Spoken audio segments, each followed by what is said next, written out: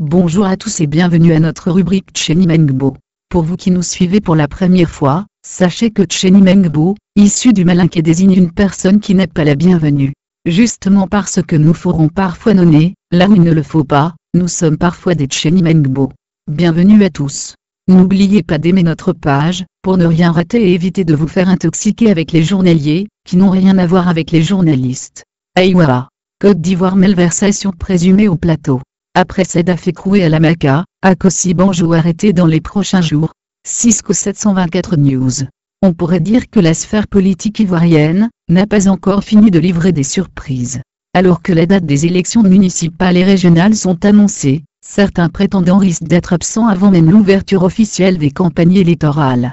C'est peut-être le cas du maire du plateau, Noël Akossi Banjo, troisième personnalité du PDCI, et candidat à sa propre succession, qui serait visé par la justice ivoirienne.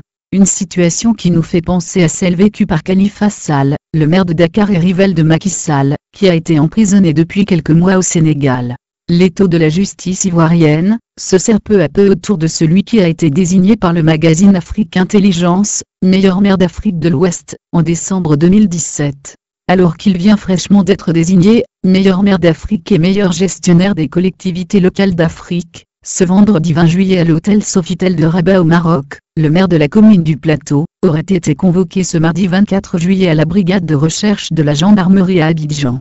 Les gendarmes seraient repartis avec la convocation en raison de l'absence du maire en mission à l'étranger. Pour rappel, le lundi 9 juillet 2018, Edwige Ngoran, directrice administrative et financière de la mairie du Plateau, a reçu une convocation de la part de la brigade de recherche du Plateau, pour une affaire impliquant une dame qui compte parmi les fournisseurs de la mairie du Plateau. Ce fournisseur n'est personne d'autre que Madame Fatoumata Keïta, qui fournit plusieurs institutions à Abidjan, dont l'université Nangui Abrogua et la mairie du Plateau. La DAF du maire du Plateau répond à la convocation, le 11 juillet 2018. Elle est entendue par la brigade de recherche de la gendarmerie puis conduite au parquet du tribunal d'Abidjan d'où elle a été placée sous mandat de dépôt, et enfermée à la maison d'arrêt et de correction d'Abidjan, Maka. Dibi Faisan Je t'aime, directeur du cabinet d'Akossi Banjo, aurait aussi été convoqué à la brigade de recherche pour sa supposée implication dans cette affaire de blanchiment d'argent. La convocation du maire du Plateau par la brigade de recherche se situe aussi dans le cadre de l'enquête ouverte pour détournement et blanchiment d'argent. Une opération d'inspection et contrôle aurait même été lancée par les structures compétentes et de tutelle, dans le but de passer au peigne fin la gestion du maire du Plateau. Akossi Banjo avait même martelé qu'il n'y a pas de malversation dans sa gestion, et que ce n'est rien d'autre qu'une tentative d'intimidation politique. Cette affaire déjà rendue publique concernant les 2 milliards de francs CFA, découverts sur le compte dormant du fournisseur de l'État précité, pourrait laisser un goût amer pour le maire sortant qui est pourtant candidat. Il a en effet, face à lui, une forte adversité conduite par Fabrice Sagouagnon, soutenu par le couple présidentiel, Ouattara Draman, soutenu par la délégation communale du RDR, sans oublier certains responsables locaux du PDCI, et des anciens jeunes patriotes.